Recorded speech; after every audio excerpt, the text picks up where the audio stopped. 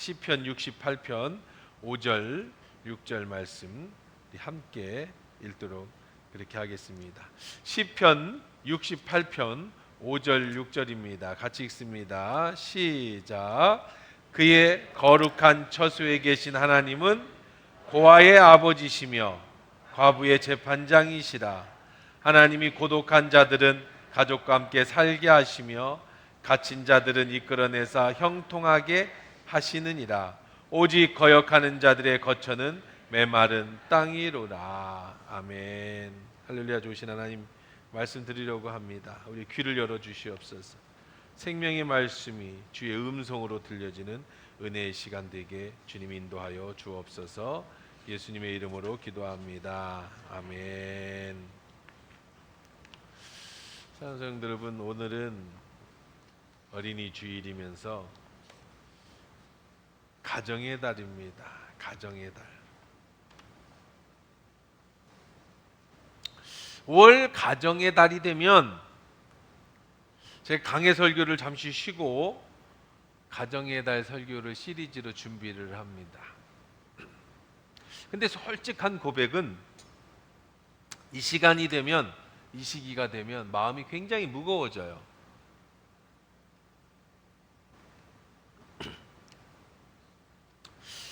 매년 같은 고민을 하나 하게 됩니다. 뭐냐면, 혹시 가정의 달 설교가 어떤 이에게는 상처가 되지는 않을까 하는 그런 마음이에요. 그러다 보니까 그냥 강의 설교를 이어갈까? 그 중에 잠깐 말씀 중에 가정에 대한 이야기를 할까 하는 생각도 들고, 아니면 그냥 가정의 달 설교를 해야 하는가 라는 생각도 드는데, 그러면서 또 드는 생각이 혹시 이 가정이라는 것이 어떤 사람에게는 상처가 되지는 않을까라고 하는 그런 마음도 듭니다. 행복한 가정, 사랑하는 부부, 효도하는 자녀를 외칠 때 어떤 분에게 있어서는 위로가 아니라 가시처럼 마음에 박힐 수도 있다는 사실을 알기 때문에 그래요. 부부가 함께 자녀를 키우며 부모를 모시고 살아가는 전통적인 가정은 참 좋습니다. 그런 분들에게는 가정의 달이 다시 한번 가정을 생각하게 하고, 또 다시 한번 마음을 다잡고, 또 하나님 주신 축복을 생각하며 행복한 가정의 달이 될 수 있겠지만, 사별의 깊은 슬픔을 견디며 지내시는 분, 이혼이라는 어려운 길을 지나오신 분들, 혼자 자녀를 키우시는 분들, 혹은 결혼하지 아니하는 독신, 어린 시절 부모 없이 자라온 고아, 이런 분들에게 가정이라는 단어가 따뜻하게 들리기보다는 아픔으로 다가오는 분, 어떤 질투나 혹은 외로움으로 다가오는 분도 계시지 않을까 하는 이런 염려지요. 그런 분들에게 이 가정의 달은 어떤 의미일까? 어쩌면 12월 중에 5월 달을 지우고 싶은 분도 계실지 모르겠어요. 가정의 달이라는 이야기 나오는 자체가 괴로운 분이 있을 수도 있겠습니다. 그런데 한 달 동안의 가정의 설교를 한다는 것, 하나님은 교회와 가정을 굉장히 중요시 여기시기 때문에 우리 인생에 있어서 방향도 항상 교회와 가정이죠. 천국에 갔을 때 주님 앞에 설 때 우리가 교회의 가정을 주님 앞에 보여드려야 될 텐데, 중요한지는 알지만 그러나 또 어떤 이에게는 상처가 되고 아픔이 될 수 있으니 그 사이에 딜레마에 빠지게 됩니다. 그래서 매년 이 시간 되면 하나님 어떻게 설교를 해야 합니까?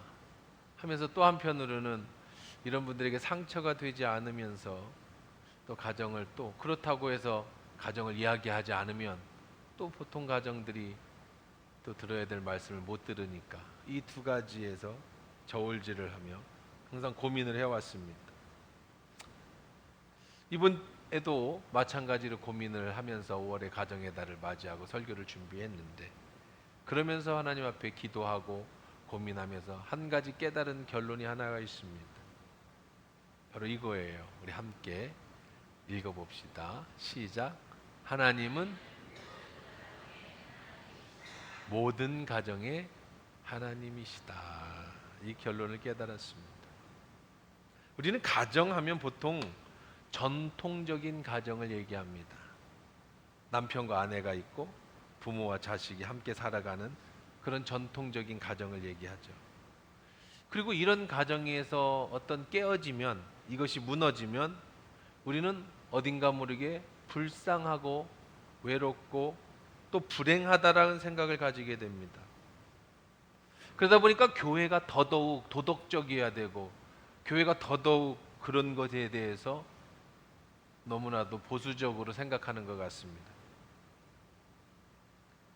근데 이제 지금은요, 이런 가정이라는 것이 농경사회에 우리가 오랫동안 지대오던 도덕적인 가정, 사랑하는 부모가 있고 할머니 할아버지가 계시고 자녀가 있는 이런 전통적인 가정이 이제는 많이 무너졌어요.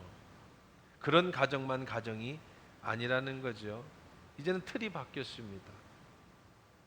엄마 아빠 아들 딸 할머니 할아버지가 갖추어진 모양의 가정이 아니라 이제는 여러 종류의 흩어진 새로운 가정들이 생겨났다는 겁니다. 가정이라는 제 정의가 이제 할머니 할아버지 엄마 아빠 자식이 아닌 이제 하나님이 함께하는 식구라는 개념으로 바뀌게 되는 겁니다. 편부모 가정도 가정입니다. 이혼한 가정도 가정입니다. 사별한 가정도 가정입니다. 혼자 사시는 분도 한 하나님의 사람의 가정입니다. 중요한 건 어떤 모양의 가정이든지 그 모양이 중요한 게 아니라 오늘 설교 제목이 가정의 모양이 아니라 사랑입니다. 식구들끼리 한 명이든 두 명이든 대가족이든 핵가족이든 그 안에서 하나님의 사랑이 있다면 그 모든 가정이 다 하나님의 가정인 줄 믿습니다. 하나님은 일반적 가정이 하나님만이 아니라 남들과 다른 가정이라 할지라도 하나님은 그 가정에 똑같은 하나님이세요. 특별히 남들보다 외로워하는 가정이 있다면 하나님은 그 외로운 가정의 하나님이신 줄 믿습니다. 오늘 본문 한번 다시 읽어보십시다. 그의 거룩한 처소에 계신 하나님은 고아의 아버지시며 과부의 재판장이시라. 하나님이 고독한 자들은 가족과 함께 살게 하시며 갇힌 자들은 이끌어내사 형통하게 하시느니라. 오직 거역하는 자들은 거처는 메마른 땅이라. 하나님 어떤 분이시라고요? 거룩한 처소에 계신 우리 하나님 어떤 분이시라고요? 예배 가운데 계신 우리 하나님 어떤 분이시라고요? 고아의 아버지가 되시는 하나님이시라는 거예요. 고아의 가족이 되시는 하나님이시라는 거예요. 과부의 재판장, 과부를 돌보시는 가족의 하나님이시라는 사실. 특별히 어떤 사람에게 여기 보니까 하나님은 고독한 자들은 가족과 함께 향후 고독한 자들에게 더 좋은 가정을 베풀어 주시고 만들어 주시는 하나님이시라는 거죠. 지금은 어떤 모습이라 할지라도 하나님 자신을 그렇게 소개합니다. 나는 고아의 아버지다, 과부의 재판장이다, 고독한 자의 가족이다. 하나님은 가족 없는 자들이 가족이 되게 해주시는, 고독한 자들이 함께 살게 해주시는 하나님이시다. 성경을 펼쳐놓고 보면 놀라운 사실을 하나 발견할 수 있습니다.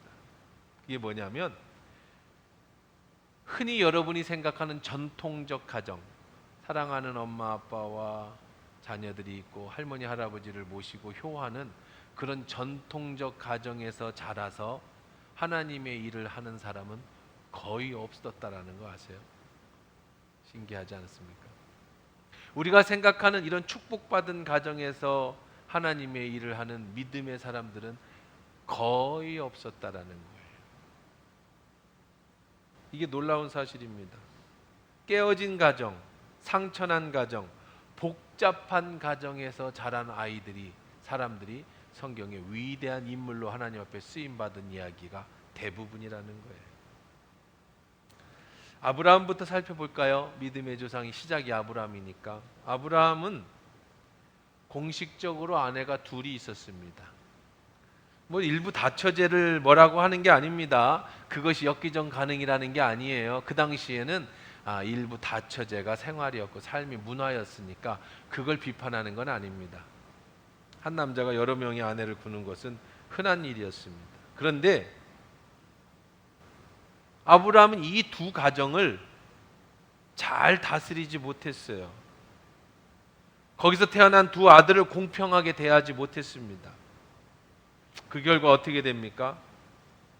사라의 가족, 아브라함과 사라의 가족은 또 아브라함과 하갈의 가족, 이 두 가정이 대립을 이루고 결국은 한 가족이 쫓겨나는 아픔을 겪지요. 하갈은 어린 이스마엘을 데리고 광야로 내쫓김을 당합니다. 물이 떨어졌습니다. 먹을 것이 떨어졌습니다. 옆에 있는 아이가 죽어가는 것을 참아 보지 못했습니다. 어머니가 통곡하고 있습니다. 우리는 성경을 볼 때 어디에만 초점을 맞추느냐 하면 주인공에게만 초점을 맞춰요. 아브라함, 이삭, 야곱, 요셉, 그 외에는 별로 관심이 없습니다. 우리는 하갈에 대해서 별로 관심이 없습니다. 이스마엘에 대해서 별로 관심이 없습니다. 그게 어떻게 자랐든지, 그가 이스마엘의 어떤 모습이었든지 그건 별 관심이 없어요. 우리의 관심은 아브라함의 아들 이삭이 어떻게 복을 받았는지, 하나님은 이삭과 어떻게 했는지에 관심이 많은데, 하나님은 하갈과 이스마엘의 가정에 관심을 가지시는 분이시라는 거예요. 창세기 21장 17절입니다. 한번 읽어봅시다. 시작. 하나님이 그 어린 아이의 소리를 들으셨으므로 하나님의 사자가 하늘에서부터 하갈을 불러 이르되 하갈아 무슨 일이냐 두려워하지 말라. 하나님이 거기 있는 아이의 소리를, 하나님은 하갈의 모습과 이스마엘의 울부짖는 소리를 들으시는 하나님이시라는 거예요. 하나님은 이삭에게만 관심이 있는 게 아니에요. 하나님은 쫓겨난 하갈과 그의 아들 이스마엘의 소리도 들으시는 분이에요. 나중에 이들을 창대케 해주시고 이들의 살 길을 열어주시고 이들에게 복을 주셨죠. 우리는 그저 평범하고 축복받은 가정에만 관심이 있는데 오히려 하갈과 이스마엘을 부정적으로 평가하는데, 성경은, 하나님은 소외받은 자, 아픈 자, 상처받은 자, 하나님이 필요한 모든 자의 하나님이 되어주시고 모든 이의 가족의 가장이 되어주시는 줄 믿습니다.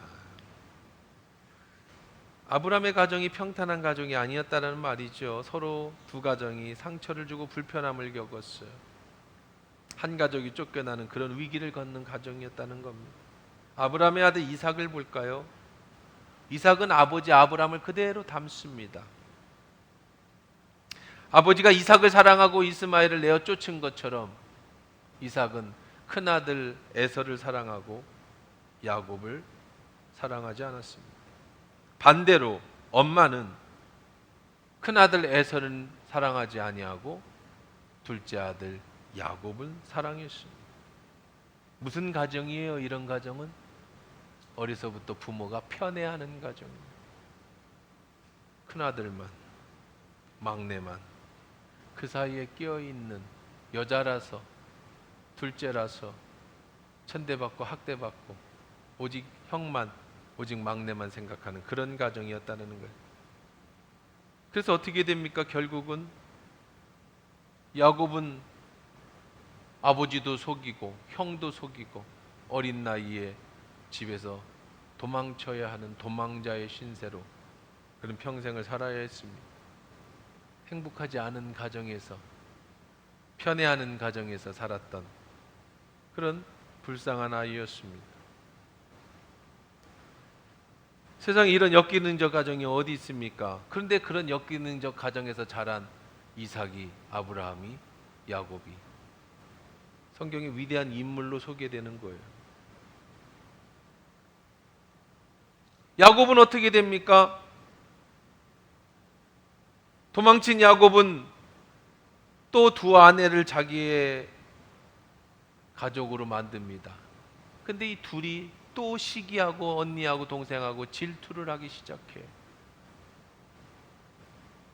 그 중에서 나중에는 어떻게 되죠? 요셉이 형들의 미움을 받아서 인신매매로 팔려버리죠.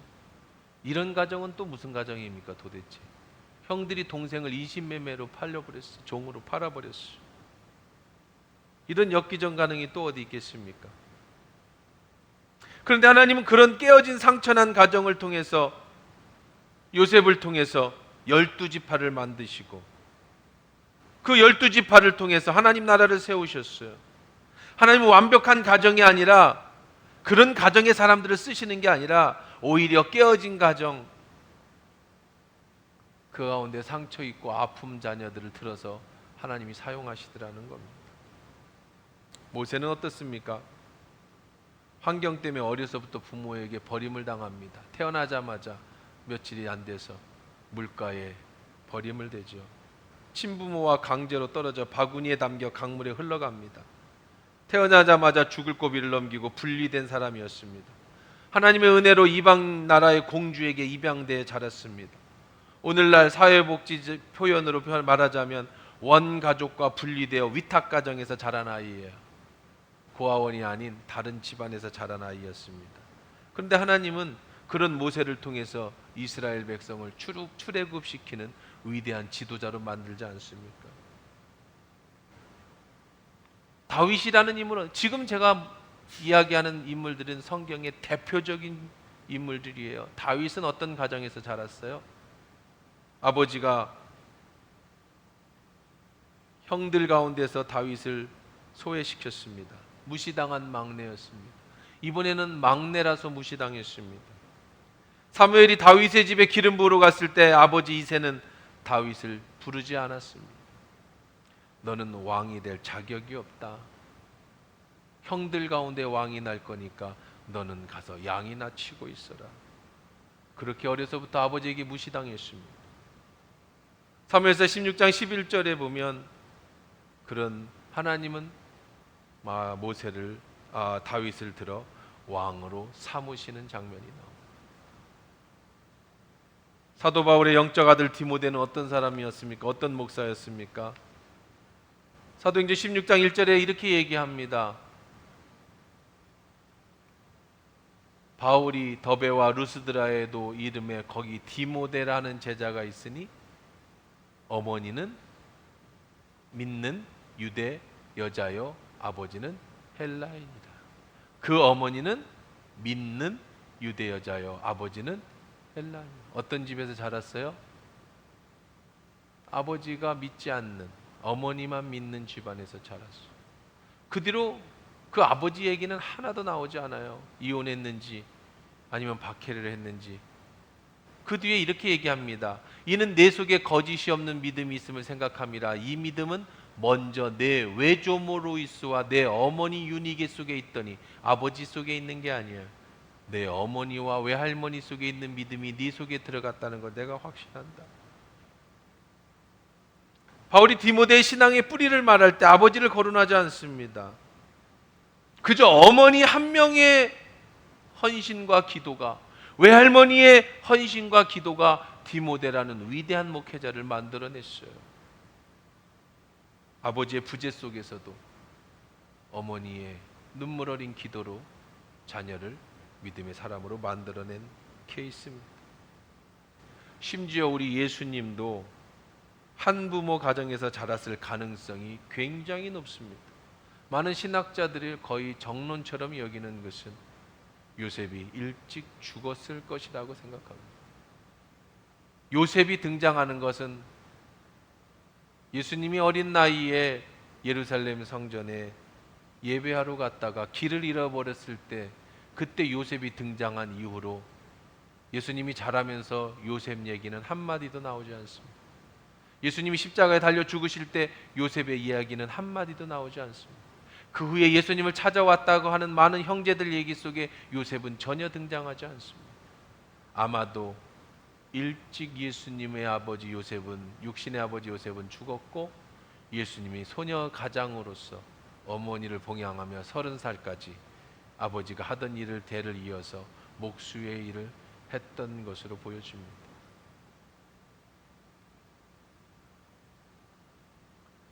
사랑하는 성도 여러분, 우리가 이 사실을 분명히 기억해야 합니다. 하나님은 완벽한 가정에서만 일하시는 분이 아니라는 거예요. 모든 완벽한 가정만 복받은 가정이 아니라는 겁니다. 할머니, 어머니, 할아버지가 잘 있고 인자하신 어머니, 아버지 밑에서 형제들이 우애 있게 잘 자라는 가정에만 하나님이 임하시는 게 아니라는 거예요. 그런 가정이 하나님만이 되시는 게 아니라는 겁니다. 하나님은 소외받은 가정, 어려운 가정, 힘든 가정이 하나님이시고 오히려 거기에서 자란 자녀들을 통해서 하나님의 큰 뜻을, 하나님 나라를 이루신다라는 사실을 우리 성경을 통해서 배우게 됩니다. 오히려 깨어진 가정 속에서, 외로운 가정 속에서, 부족한 가정 속에서 하나님만 신실하게 믿는 자들, 그들을 하나님이 더 깊이 사랑하시고 그들을 더 사용하셨다라는 사실을 성경에서 보게 된다는 거죠. 우리는 다 다른 가정에서 자랐습니다. 그리고 다른 가정에서 지금 살고 있습니다. 우리가 가진 전통적 가정만 가정이고 나머지는 하나님의 사랑을 받지 못하는 가정이라는 생각이 여러분 속에 있다면 완전히 씻어내 주시기 바랍니다. 한국교회가 자꾸 소외받은 자들을 배척하고 교회 내에서 완벽한 가정들만 존경을 받고 그렇지 못한 사람들을 죄의식시키고 죄인시하는 이 잘못된 문화, 우리가 고쳐야 되고 잘못된 생각을 바꿔야 된다는 거예요. 여러분, 이 진리 위에 서면 이혼에 대한 우리의 생각도 많이 달라집니다. 이혼이라는 말 굉장히 부담스럽습니다. 교회 내에서 이혼이라는 얘기 굉장히 터부시 됩니다. 왜 그래요? 이혼은 하나님이 원하시는 게 아니다, 그렇게 생각하고 있기 때문에 그래요. 그러다 보니까 이혼한 것을 밝히기 어렵습니다. 이혼하면 마치 죄인인 것처럼, 죄진 것처럼 생각하게 만들어 버립니다. 하나님의 축복을 못 받은 것처럼 생각합니다. 분명히 하나님의 이혼은 하나님의 뜻은 아닙니다. 그건 부인할 수가 없어요. 세상이 아무리 바뀐다고 해도 부인하지 못하는 것은, 이혼은 하나님의 뜻은 아닙니다. 그리고 말라기에서 이렇게 얘기합니다. 같이 읽어봅시다. 시작. 나는 이혼하는 것과 옷으로 학대를 가리는 자를 미워하노라. 하나님은 분명히 이혼하는 사람을 미워한다라고 성경은 얘기하고 있어요. 그런데 여러분, 여기서 절대로 오해하지 말아야 될 한 가지가 있습니다. 하나님은 이혼하는 것을 미워하지 이혼한 사람을 미워한다는 게 아니에요. 이 말씀이 나온 배경의 뜻을 알아야 합니다. 말라기 2장은 포로 귀환 후의 사건에 대한 말씀입니다. 이스라엘 남자들이 포로를 귀환했어요. 지금 하나님 앞에 범죄해서 잘못해서 그들이 바벨론의 포로로 끌려갔다가 하나님의 크신 은혜로 그들이 다시 회복됐습니다. 돌아왔습니다. 학개와 스가랴 선지자를 통해서 하나님은 다시 이스라엘을 회복하라고 말씀하십니다. 다시 율법으로 돌아가라고 말씀하십니다. 다시 옛날의 믿음으로 돌아가라고 얘기합니다. 그런데 그들이 돌아와서 똑같은 짓을 행합니다. 그 중에 하나가 바로 이혼하는 일이에요. 여기서 이혼이라는 건, 이 당시의 이혼은 우리가 생각하는 성격 차이로 이혼하는 거하고는 전혀 달라요. 이스라엘 백성이 자신의 부인을 버리고 돌아온 지역에 있는 이방 여자들을 자기 부인으로 삼기 시작한 거예요. 성격이 안 맞아서 이혼하는 게 아니고, 그 당시에 이혼이라는 건 여자들은 이혼할 권한이 없었고 오직 남자들만 이혼할 권한이 있었는데, 율법에서는 가늠한 것 외에는 율법에 정한 대로 이혼하지 말라고 했어요. 그런데 나중에 모세가 하도 이것을 가지고 사람들이 어렵게 만드니까, 그럼 이혼 증서라도 써서 이혼하라, 그것조차 없으면 이 여자가 시집을 못 가니까 이것을 가지고 사람들은 어떻게 활용했느냐? 이혼 증서만 써주면 다 이혼할 수 있다라고 이렇게 해석을 해버린 겁니다. 그러다 보니까 자기 부인을 버리고 이방 여자와 결혼하는 남자들이 많았어요. 하나님은 이 부분에서 이렇게 얘기합니다. 나오는 이혼하는 그 행위, 자기 부인을 버리는 행위, 너의 욕심 때문에 내 가정을 깨는 것을 나는 미워한다. 학대하는 것을 나는 미워한다. 이 말씀인 거지 이혼을 미워한다라는 게 아니에요. 지금 시대는 이혼해야 될 수천 수만 가지 이유들이 있습니다.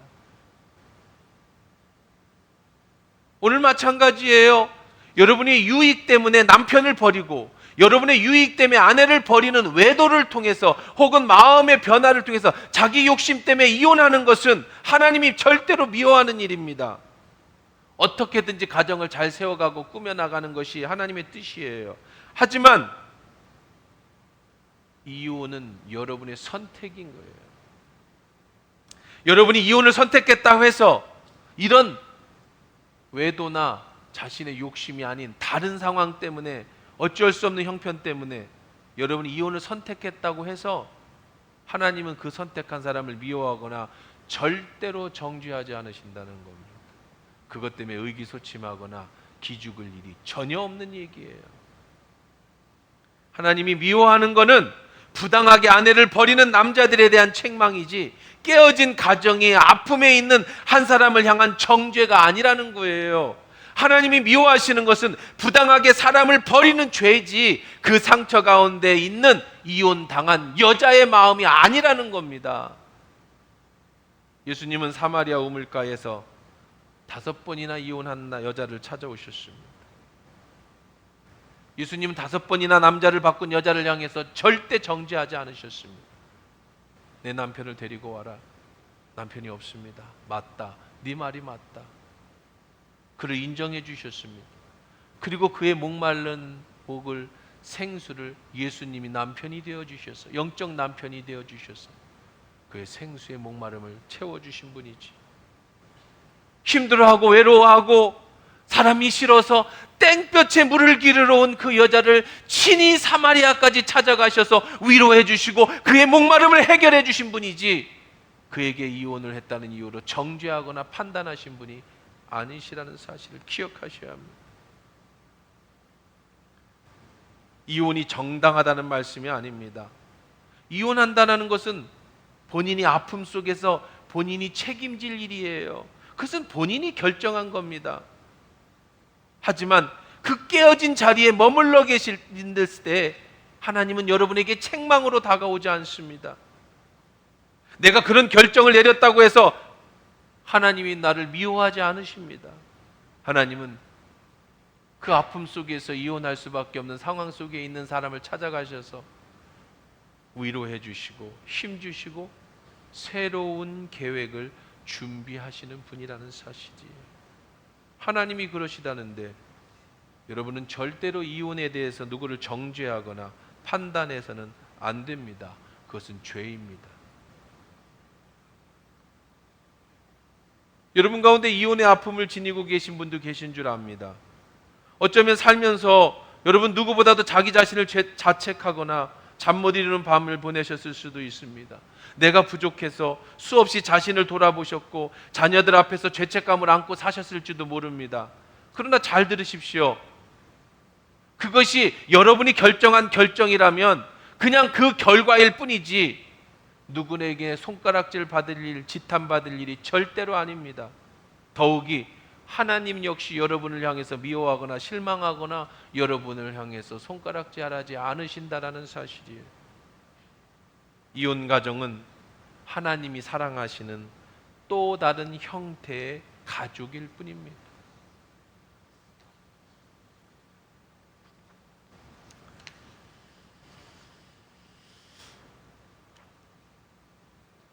사랑하는 성도 여러분, 하나님의 사랑은 깨어진 자리에서 끝나는 게 아니에요. 하나님은 거기서 다시 시작합니다. 요셉은 형들에게 팔린 그 깨어진 자리에서 하나님의 손에 붙들렸습니다. 모세는 친부모와 떨어진 그 외로운 자리에서 하나님의 부르심을 받았습니다.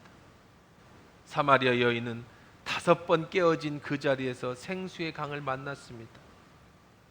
깨어진 그 자리가, 깨어진 가정이, 무너진 나의 삶의 그곳이 하나님이 일하기 시작하는 자리라는 사실입니다.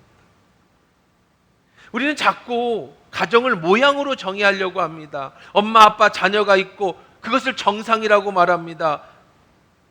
정상이란 말은 비정상이 있다는 말인데 어떤 가정도 정상과 비정상이 있을 수 없어요. 모든 가정은 다 하나님이 사랑하는 가정이에요. 우리가 아는 일반적으로 부모가 있고 자녀가 잘 있고 외부모님이 살아계시는 그런 가정도 정상적이고, 이혼한 가정도 정상이고, 엄마가 나를 버리고 부모가 나를 버려서 고아로 자라서 나 혼자 살았어도 하나님과 함께 살고 있다면 그것은 정상적인 가정입니다. 어느 누구도 비판해서도 안 되고, 어느 누구도 판단해서도 안 되고, 어느 누구 앞에 비판받았을 필요도 없고, 어느 누구에게 판단받을 자리도 아니에요. 우리가 봐야 할 것은 가정의 모양이 아닙니다.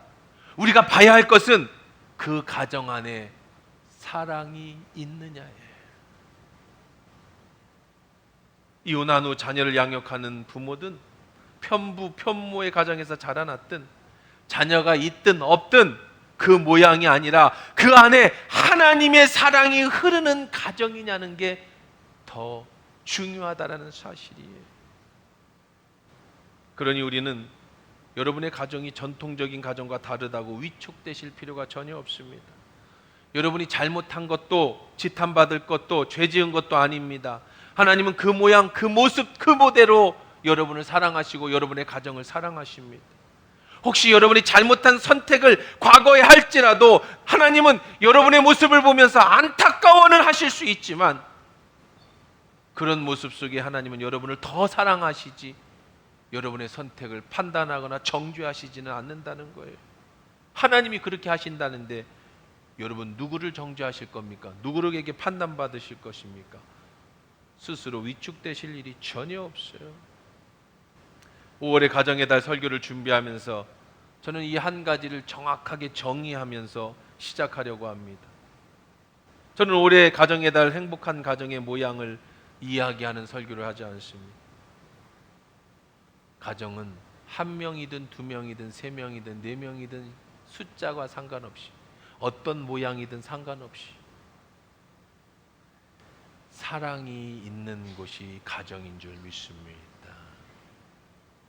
모든 것이 다 완벽하게 가졌어도 사랑이 없으면 거기는 가정이 아니에요. 그건 깨어진 곳입니다.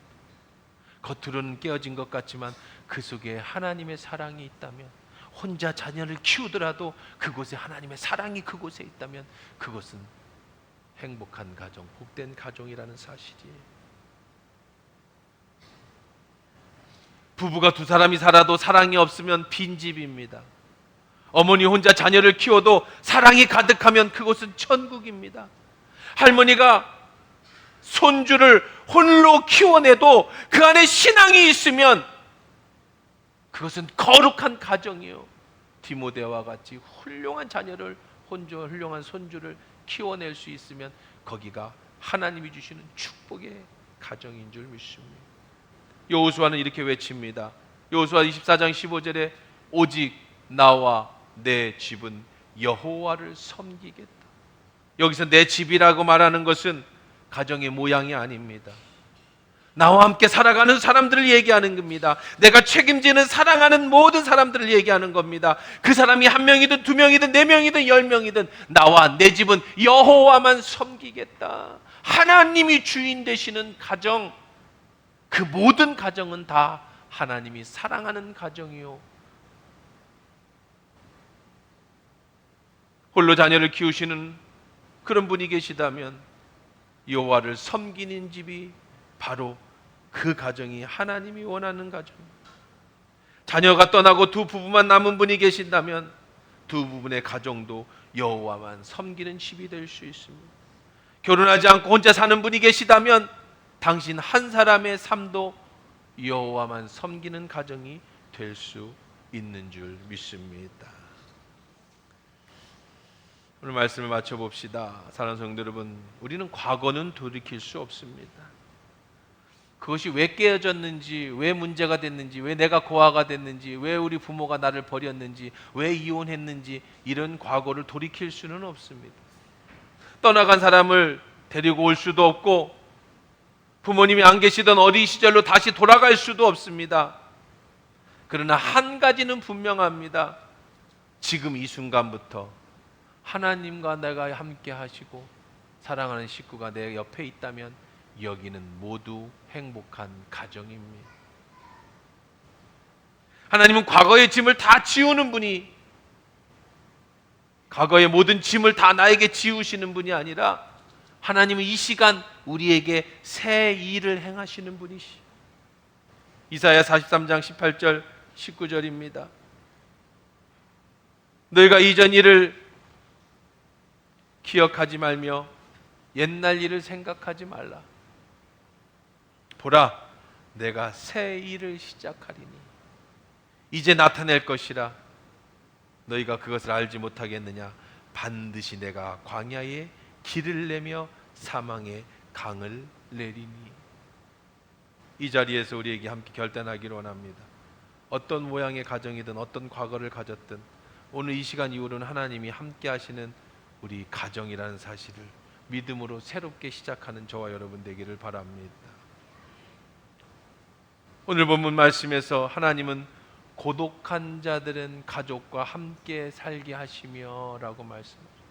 지금까지 나의 삶이 고독한 인생이었다면, 가족이라고 생각하면 여러분이 왠지 가슴 아프고 힘든 삶이었다면 하나님은 그런 여러분들에게, 이런 고독한 여러분들에게 건강한 가족을 다시 만들어 주실 분이시라는 사실, 여러분의 자녀와 여러분의 후손은 행복한 가정으로 하나님이 다시 세우시는 분이라는 사실 꼭 기억하시고 하나님이 원하시는 아름다운 가정을 다 세워가는 저와 여러분 되기를 주의 이름으로 축원합니다.